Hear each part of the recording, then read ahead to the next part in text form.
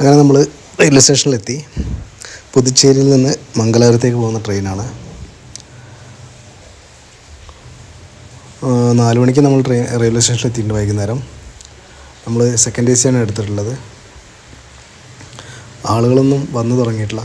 പോകുന്നതിന് മുൻപായിട്ട് ആളുകളൊക്കെ ഒന്ന് തുടങ്ങുമെന്ന് പ്രതീക്ഷിക്കുന്നു. എന്തായാലും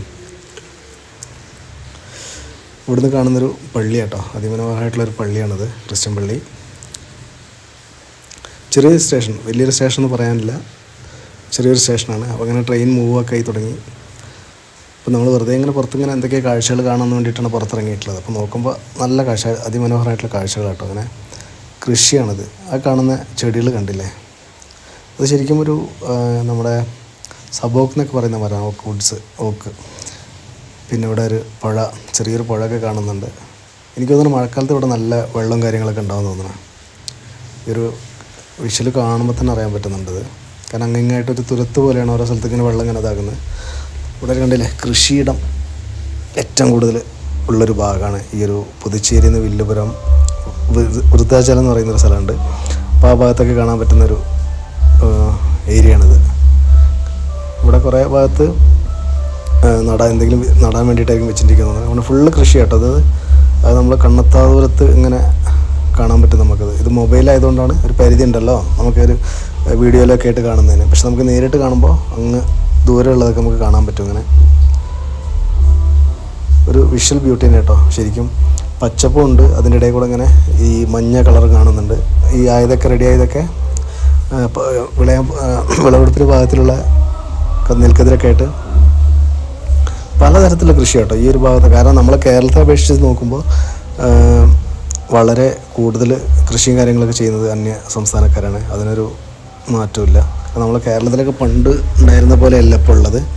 ചില കാര്യങ്ങൾ മാത്രമേ ഉള്ളൂ ഇവിടെ കൂടുതൽ കൃഷി. ഇപ്പോൾ സുഗന്ധവ്യഞ്ജനങ്ങൾ, മറ്റുള്ള ചക്ക, അങ്ങനത്തെ കുറേ മറ്റുള്ള കൃഷിയും കാര്യങ്ങളൊക്കെ ഇവിടെ കൂടുതലും ഇവിടെ തന്നെയാണ്. മറ്റ് സംസ്ഥാനങ്ങളിലാണ് കരിമ്പ്, ചോളം, പിന്നെ നെല്ല്. പിന്നെ അത് മാത്രമല്ല, ഈ കാണുന്നുണ്ടല്ലേ ചെടികൾ, ചെറിയ ചെടി കണ്ടില്ലേ, ഇത് ശരിക്കും സബോക്കാട്ടോ, ഓക്ക്. കാരണം നമ്മൾ അങ്ങിങ്ങായിട്ട് കാണുന്നുണ്ട്, ഇതൊരു കൃഷിയായിട്ട് തന്നെ ചെയ്യുന്നതാട്ടോ അവർ ശരിക്കും. പിന്നെ അത് മാത്രമല്ല, ഇവിടെ സ്ഥലത്തിന് വേറെ പ്രത്യേകത ഉണ്ട്. കാരണം നമുക്കൊരു ഏക്കർ എടുക്കുകയാണെങ്കിൽ 1000-2000 രൂപ റെൻറ്റിന് നമുക്ക് കൃഷി നടത്താൻ കിട്ടും. പാട്ടത്തിനൊക്കെ എടുക്കുന്ന അല്ലെങ്കിൽ ലീസിനെടുക്കുന്ന പോലെ ലീസിനെടുക്കാം. അങ്ങനെയൊക്കെ ആട്ടോ ഇവിടെ കൊടുക്കുന്നത്. അങ്ങനെ ഒരു വിഷ്വൽ കാണുമ്പോൾ തന്നെ നിങ്ങൾക്ക് അറിയാൻ പറ്റും എന്ത് മനോഹരമായിട്ടാണുള്ള ഒരു വിഷ്വലാണ്. ശരിക്കും ഇതിലോട്ട് നമ്മൾ നടന്നാൽ പോകേണ്ടത്. നമ്മൾ ഈ ട്രെയിനിലായതുകൊണ്ട് നമ്മൾ ഈ വിഷ്വൽ ഇങ്ങനെ ഒപ്പിയെടുത്തതെന്നുള്ളൂ. പക്ഷെ എന്നാലും ഒരു അടിപൊളിയാണ്. കാരണം ട്രെയിനിൽ നമ്മൾ ബസ്സിലൂടെ കാണുന്നതിൻ്റെ കൂടുതൽ ട്രെയിനിൽ യാത്ര ചെയ്യുമ്പോഴാണ് നമുക്ക് ഇങ്ങനത്തെ കാഴ്ചകൾ കിട്ടുക. കാരണം ചെറിയ ടൗൺ ആയാലും വലിയ ടൗണുകളൊക്കെ കമ്പയർ ചെയ്തിട്ടാണ് നമ്മൾ യാത്ര നടക്കുന്നത് ട്രെയിനിലൂടെ ആകുമ്പോൾ. പിന്നെ ഈ ഒരു ട്രെയിനിൻ്റെ പ്രത്യേകത എന്താ വെച്ചിട്ടുണ്ടെങ്കിൽ, സാധാരണ ട്രെയിന് പോണ്ടിച്ചേരിയിൽ നിന്ന് തൃച്ചി വഴിയും പോകുന്ന ട്രെയിനുണ്ട്, തൃച്ചി ടച്ച് ചെയ്യാണ്ട് പോകുന്ന ട്രെയിനുണ്ട്. സേലം തൃച്ചി വഴി പോകുമ്പോൾ സേലം ടച്ച് ചെയ്യില്ല. പക്ഷേ ഈ വഴി പോകുമ്പോൾ സേലം ടച്ച് ചെയ്തിട്ട് പോകും. ചെന്നൈ സേലമുണ്ട്, പെരിയ സേലമുണ്ട്, അങ്ങനെയാണ് പോകുന്നത്. അപ്പോൾ ആ ഒരു യാത്ര മംഗലാപുരം വരെയുള്ള യാത്രയിൽ കാണാൻ പറ്റുന്ന കാഴ്ചയാണ്. പക്ഷേ നമുക്ക് മംഗലാപുരം വരെയല്ല പോകുന്നത്, നമ്മൾ കോഴിക്കോട് വരെയാണ്. കാരണം ട്രെയിനിലിങ്ങനെ ആളുകളൊക്കെ വന്ന് തുടങ്ങിയിട്ടുള്ളൂ. അധികം ആളുകൾ ഞാൻ ഇരിക്കുന്ന ഭാഗത്തൊന്നും ആളുകൾ എത്തിയിട്ടില്ല. 2 ടയറാണ് ശരിക്കും. ഇത് കണ്ടില്ല, കുറേ വിളവെടുത്ത് കഴിഞ്ഞിട്ടുള്ള ഒരു ഏരിയയാണിത്. അങ്ങ് പച്ചപ്പരവതാനി ഒരു വിരിച്ച പോലെയാണ് ഇങ്ങനെ കാണുന്നുണ്ട് കാഴ്ചകൾ. ചെറിയ ചെറിയ ഏരിയകളിലിങ്ങനെ ഷെഡും കാര്യങ്ങളൊക്കെ കെട്ടിയിട്ടുണ്ട്. ഈ വെള്ളത്തിൻ്റെ കാര്യം എനിക്കൊന്ന് മോട്ടറും കാര്യങ്ങളൊക്കെ ഫിറ്റ് ചെയ്തിട്ടുണ്ട്. അവിടെ തന്നെ ചെറിയ കുളങ്ങളും കാര്യങ്ങളൊക്കെ ഉണ്ടാവും. കാരണം അത്രയും വെയിലാണ് അവിടെ, അത്രയും ചൂടുള്ളൊരു ഭാഗങ്ങളാണ് ഈ തമിഴ്നാട് ഭാഗത്തൊക്കെ. കാരണം നമുക്കൊരു നിമിഷം പോലും മര്യാദയ്ക്ക് പുറത്തിങ്ങനെ വെയിൽ കൊണ്ട് നിൽക്കാൻ പറ്റില്ല. പക്ഷേ അങ്ങനത്തെ ഒരു ക്ലൈമറ്റും കാര്യങ്ങളുള്ള സ്ഥലത്താണ് ഇത്രയും മനോഹരമായിട്ട് ഇങ്ങനെ കൃഷിയും കാര്യങ്ങളൊക്കെ നടത്തി ആളുകൾ ജീവിക്കുന്നു കേട്ടോ. കാരണം നമ്മുടെ മലയാളികളെ സംബന്ധിച്ച് ഇപ്പോൾ കൃഷിയൊക്കെ അധികം ചെയ്യുന്ന ആളുകൾ കുറവാണ്, ആദ്യം ഉണ്ടായ പോലെയല്ല. ഇതൊക്കെ യാത്രകളിൽ മാത്രം കിട്ടുന്ന കുറച്ച് സുഖങ്ങളാട്ടോ, ഈ ഒരു വൈബും കാര്യങ്ങളൊക്കെ. ഇവിടെ കണ്ടില്ലേ, ചെറിയ ഒരു കുളം പോലെ, തുരത്ത് പോലെ. പക്ഷെ ഇത് കാണുമ്പോൾ നല്ല ഭംഗിയാണ്. പക്ഷേ അത് ശരിക്കും മലിനജലം കേട്ടോ ശരിക്കും. അത് നമ്മൾ വേസ്റ്റും കാര്യങ്ങളൊക്കെ വലിച്ചെറിഞ്ഞിട്ടും അങ്ങനെയൊക്കെ ചെയ്തിട്ട്, പിന്നെ ഈ കൃഷിയിൽ വളങ്ങൾ മറ്റേ കീടനാശിനികളൊക്കെ ഉപയോഗിച്ചാൽ അതിൻ്റെ ഭാഗങ്ങളും വരും കേട്ടോ ഈ വെള്ളത്തിലൊക്കെ. അപ്പം അങ്ങനത്തെ കുറേ പ്രശ്നങ്ങളുണ്ട്. അതിപ്പം കുറേ ഓർഗാനിക്കായിട്ടുള്ളതും ഉണ്ടാവും, ഓർഗാനിക് അല്ലാത്തതും ഉണ്ടാവും. പക്ഷെ എന്നാലും നമ്മളിപ്പം മറ്റ് പല സാധനങ്ങൾ നമ്മൾ വാങ്ങുമ്പോൾ കുറേ രാസവളങ്ങൾ ഉപയോഗിച്ചാണെന്ന് പറയപ്പെടുന്നത്. അതുകൊണ്ടല്ലാണ് നമ്മുടെ വീട്ടിൽ തന്നെ നമുക്ക് ആവശ്യമുള്ള പച്ചക്കറികളും കാര്യങ്ങളൊക്കെ കൃഷി ചെയ്യണമെന്ന് പറയുന്നത്. പക്ഷേ എന്നിരുന്നാൽ പോലും നമ്മൾ മറ്റ് സംസ്ഥാനങ്ങളെ ആശ്രയിച്ചിട്ടാണ് പല കാര്യങ്ങളും നമ്മൾ ചെയ്യുന്നത്. അത് പിന്നെ നമുക്കിവിടെ പറയാണ്ടിരിക്കാൻ വയ്യ. ശരിക്കും തമിഴ്നാട്ടിൽ ഉടനീളം കാണുന്നതാണ് ഈ ഒരു മുൾച്ചെടി കേട്ടോ, എല്ലാ ഭാഗങ്ങളും കാണും. അങ്ങനെ നമ്മൾ വില്ലുപുരം സ്റ്റേഷനിലെത്തി. പോണ്ടിച്ചേരി പോലെ തന്നെ കേട്ടോ, ചെറിയൊരു റെയിൽവേ സ്റ്റേഷനുണ്ട്, വലിയൊന്നുമില്ല. അപ്പുറത്ത് എത്ര ട്രാക്ക് നമുക്ക് ഇതിൻ്റെ അപ്പുറത്തോട്ട് ട്രാക്ക് ഉണ്ടോ എന്ന് അറിയില്ല. പക്ഷെ എന്നാലും ചെറിയൊരു കാണുമ്പോൾ കാഴ്ചയിൽ കാണുമ്പോൾ തന്നെ അറിയാം ചെറിയൊരു റെയിൽവേ സ്റ്റേഷനാണെന്ന്. പിന്നെ വൈകുന്നേരത്തുള്ളൊരു കാഴ്ച, ഇതൊരു നല്ലൊരു കാഴ്ച കേട്ടോ. കരയും ഭാഗം കണ്ടില്ല, ഒരു പുഴ കണ്ടില്ല, ചെറിയൊരു പുഴ ഉണ്ട്. ഇവിടെ എനിക്ക് തോന്നുന്നു കൃഷിക്കൊക്കെ ഇങ്ങനെയും ഈ പുഴവെള്ളം കാര്യങ്ങളൊക്കെ ശേഖരിക്കാറുണ്ട് തോന്നുന്നത്. ഫുള്ള് കണ്ടില്ല, ശരിയാണ് പറഞ്ഞത് കറക്റ്റ് തന്നെയല്ലേ. പുഴയോട് ചേർന്ന് നിൽക്കുമ്പോൾ തന്നെ കുറേ വെള്ളം അതിലേക്കും പോകുന്ന രീതിയിലാണ് സെറ്റ് ചെയ്യുന്നത് തോന്നുന്നു ഇവിടെ കുറേ ആളുകളൊക്കെ. കാരണം ഇതിലിവിടെ കൃഷി നടത്തുന്ന വേറെ പ്രത്യേകത ഉണ്ട്. എന്താ വെച്ചിട്ടുണ്ടെങ്കിൽ മലയാളികൾ നമ്മളെ നാട്ടിൽ നിന്ന് വന്നിട്ട് മലയാളികളായിട്ടുള്ള ആളുകളൊക്കെ വന്നിട്ട് പാട്ടത്തിനോ ലീസിനൊക്കെ എടുത്തിട്ട് കൃഷി ചെയ്യുന്നുണ്ട്. കാരണം മുൻപ് പറഞ്ഞ പോലെ 1000-2000 രൂപയ്ക്ക് വരുന്നുള്ളൂ വാടകയുടെ.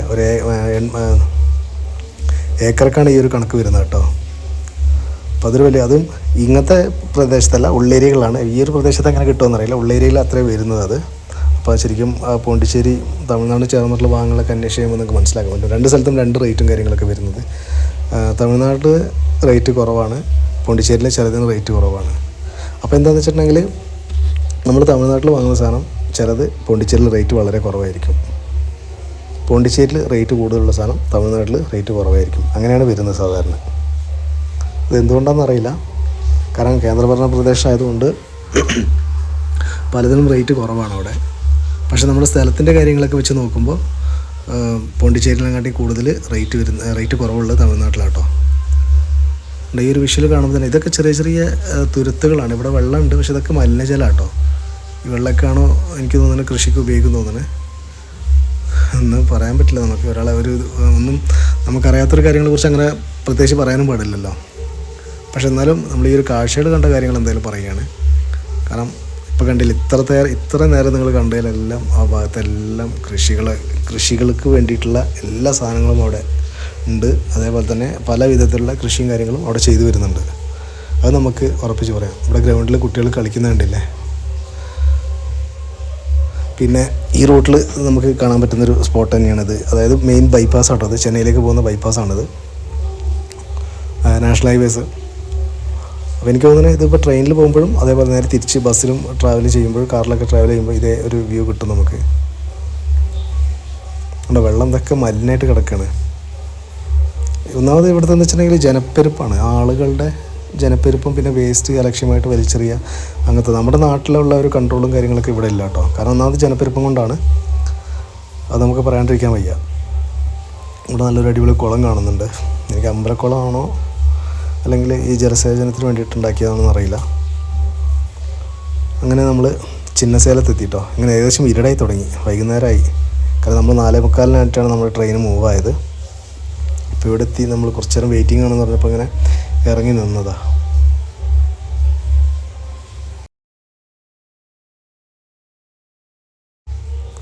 ഏകദേശം ഇരുടും കാര്യങ്ങളൊക്കെ ആയി. അപ്പോൾ നമ്മൾ യാത്രയിൽ ഇങ്ങനെ ഈ കാണുന്ന ദൃശ്യം കണ്ടോ, ഒരു മലയുടെ മുകളിലാട്ടോ അത് കാണുന്നത്. എനിക്ക് തോന്നുന്നു ഒരു അമ്പലം ഉണ്ട് തോന്നുന്നു, ആ വെളിച്ചാണ് ഇങ്ങനെ കാണുന്നത്. അങ്ങനെ നമ്മൾ ഇനിയിപ്പോൾ ഏകദേശം ഒരു അടുത്ത സ്റ്റേഷൻ എത്താനായിട്ടുണ്ട്. അപ്പോൾ ഈ റോഡിൻ്റെ ഒരു ഇത് കാണുമ്പോൾ തന്നെ നമുക്ക് മനസ്സിലാകും അടുത്ത ഏതോ ചെറിയൊരു സ്റ്റേഷൻ വരുന്നുണ്ട് എന്നുള്ളത്. എനിക്ക് തോന്നുന്നു സേലം എത്താനായിട്ടുണ്ട് കേട്ടോ. കാരണം നമ്മൾ മാപ്പിൽ ഇതിലെങ്ങനെ കാണിക്കുന്നത് സേലം എന്ന് പറയുമ്പോൾ മെയിൻ സേലല്ല, ചിന്നസേലം എന്തോന്നാണ് പറയുന്നത്. കാരണം ചിന്നസേലം ഞാൻ കേട്ടിട്ടില്ല, ആദ്യമായിട്ട് കേൾക്കുകയാണ്. എനിക്ക് കൊണ്ട് 2 സേലം ഉണ്ട് തോന്നുന്നു. ഒന്ന് അത് ചെറിയ സേലം, ഒന്ന് വലിയ സേലം. വലിയ സേലമായിരിക്കും മെയിൻ സിറ്റിയുടെ, അത് ചിന്നസേലം എന്നാണ് പറയുന്നത്. അപ്പോൾ ഏതെങ്കിലും ബസ്സിൻ്റെ ബോർഡ് കണ്ടാൽ അറിയാൻ പറ്റും. യെസ്, സേലം കേട്ടോ, അത് ചിന്നസേലം. ആ ബസ് സേലത്തേക്കുള്ളതാണ്. ഇതും ഒരു കുന്നുംപുറത്താട്ടോ, കുന്നുംപുറത്തുള്ളൊരു വെളിച്ചമാണ് നമ്മളിങ്ങനെ കാണുന്നത്. കണ്ടില്ലേ. എനിക്ക് തോന്നുന്നു അവിടെ ഒരു അമ്പലം ഉണ്ട് തോന്നുന്നു. കാരണം തമിഴ്നാടുകളെന്ന് പറഞ്ഞിട്ടുണ്ടെങ്കിൽ തമിഴ്നാട്ടിൽ പറഞ്ഞ അമ്പലങ്ങളുടെ ഒരു ഏരിയയാണിത്. അവരുടെ ലോഗോയിൽ തന്നെ നമ്മുടെ അമ്പലത്തിൻ്റെ ഒരു ചിത്രം കാര്യങ്ങളൊക്കെ ഉള്ളത്. അമ്പലങ്ങളുടെ നഗരങ്ങൾ എന്നാണ് നഗരം എന്നല്ലേ തമിഴ്നാടിന് അറിയപ്പെടുന്നത്. രാത്രി പിന്നെ ഒരു പരിധി കഴിഞ്ഞാൽ നമുക്ക് കാഴ്ചകൾ കാണാൻ പറ്റില്ല. വളരെ വലിയൊരു കുന്നുംപുറത്തുള്ള കേട്ടോ കണ്ടത്. ഇപ്പോൾ നമ്മൾ അങ്ങനെ എനിക്ക് തോന്നുന്നു ഇപ്പം സ്റ്റേഷൻ എത്തി തോന്നുന്നു കേട്ടോ. മെയിൻ സ്റ്റേഷനാണ്. അങ്ങനെ സ്റ്റേഷനിലോട്ട് ഇങ്ങനെ അടുത്തുകൊണ്ടിരിക്കുകയാണ്. നമുക്ക് ബോർഡ് നോക്കി കഴിയുമ്പോൾ കറക്റ്റ് കാണാൻ പറ്റും. കാരണം നമ്മൾ ട്രാവലിംഗ് ആയതുകൊണ്ട് നെറ്റ്വർക്ക് കുറച്ച് ഇഷ്യൂ ആയതുകൊണ്ട് നമുക്ക് കറക്റ്റ് സ്റ്റേഷൻ കിട്ടുന്നില്ല. സേലം ജംഗ്ഷൻ എന്ന് പറഞ്ഞിട്ട് അവിടെ ഇത് കാണിച്ചിട്ടുണ്ട്. അങ്ങനെ നമ്മൾ കാഴ്ചയൊക്കെ കണ്ട് ഇങ്ങനെ നമ്മൾ ഇനി ബാക്കി ഉറങ്ങാനുള്ളൊരു തയ്യാറെടുപ്പിൻ്റെ ഭാഗമായിട്ട് നമ്മളതിൻ്റെ സീറ്റിൻ്റെ മണ്ടേ കയറി കേട്ടോ.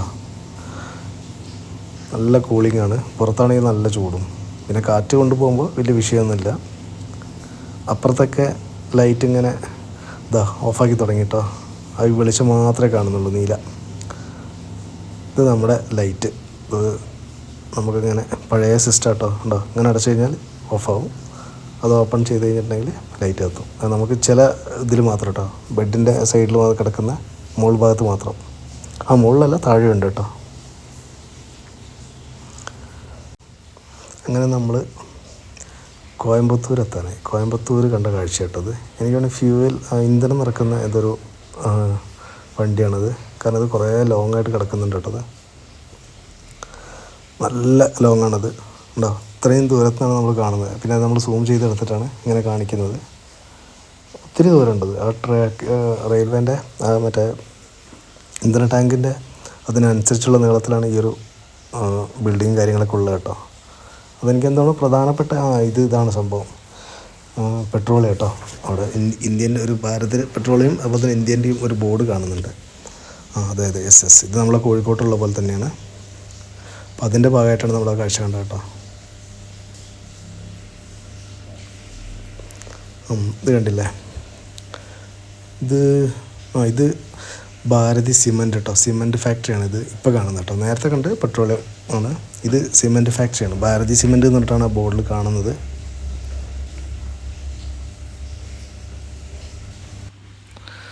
അങ്ങനെ നല്ല ഉറക്കം ആയി തുടങ്ങി. അങ്ങനെ നമുക്ക് ഉറങ്ങാം. അതിൻ്റെ ഉള്ളിലൊക്കെ ആളുകൾ നല്ല ഉറക്കത്തിലാട്ടോ. നമുക്കെന്തായാലും വേഗം ഉറങ്ങാനുള്ള പരിപാടി നോക്കാം. അങ്ങനെ നമ്മുടെ വയനാട് എത്തിയിട്ടോ. കോഴിക്കോടൊന്നും എടുത്തിട്ടില്ല, കാരണം കുറേ നമ്മൾ മുൻപ് കാണിച്ചിട്ടുള്ളത് കൊണ്ട് കോഴിക്കോട് എടുത്തിട്ടില്ല. ഇവിടെ നമ്മൾ വയനാട്ടിൽ ചുരം കയറി എത്തിയപ്പോൾ കണ്ട കാഴ്ച കേട്ടോ. അവിടുത്തെ കാഴ്ചയും ഇവിടുത്തെ കാഴ്ച നോക്കി. ഇവിടെ നല്ല തണുപ്പും മഴയാണ്. നമ്മുടെ നാടിൻ്റെ ഒരു ഭംഗി അത് വേറെ തന്നെയാണല്ലോ അല്ലേ. പ്രകൃതി കനിഞ്ഞിറങ്ങിയ, അല്ലെങ്കിൽ കനിഞ്ഞ് തന്ന ഗോഡ്സ് ഓൺ കൺട്രി. അത് നമ്മുടെ ഈ ഒരു വിഷയിൽ എന്തായാലും നമുക്കറിയാൻ പറ്റും. ഇത്രയും മനോഹാരിത കിട്ടുന്നൊരു വേറെ പ്ലേസ് ഏതാ ഉള്ളത്? വേറെ സ്ഥലത്തൊക്കെ ഉണ്ട് കേട്ടോ. അങ്ങനെ ഹിമാലയത്തിലൊക്കെ പോകണമെങ്കിൽ കിട്ടും എന്നല്ല പറയുക. ഗോഡ്സ് ഓൺ കൺട്രി എന്ന് പറയുമ്പോൾ അത് വേറെ തന്നെയാണ്. നമ്മുടെ വയനാടിന് പ്രത്യേകിച്ച് വയനാട്ടിലേക്ക് എത്തിക്കഴിയുമ്പോഴാണ് നമുക്ക് ആ കൂളിങ്ങും ഒക്കെ നമുക്ക് മനസ്സിലാകുന്നത്. അപ്പോൾ എന്തായാലും അടുത്തൊരു പുതിയ വീഡിയോ ആയിട്ട് നമുക്കെന്തായാലും പിന്നെ കാണാം. അപ്പോൾ ഇത് കണ്ടിട്ട് അഭിപ്രായങ്ങൾ എന്തെങ്കിലും ഉണ്ടെങ്കിൽ കമൻ്റായിട്ട് ചെയ്യുക. അപ്പോൾ എല്ലാവർക്കും താങ്ക് യു.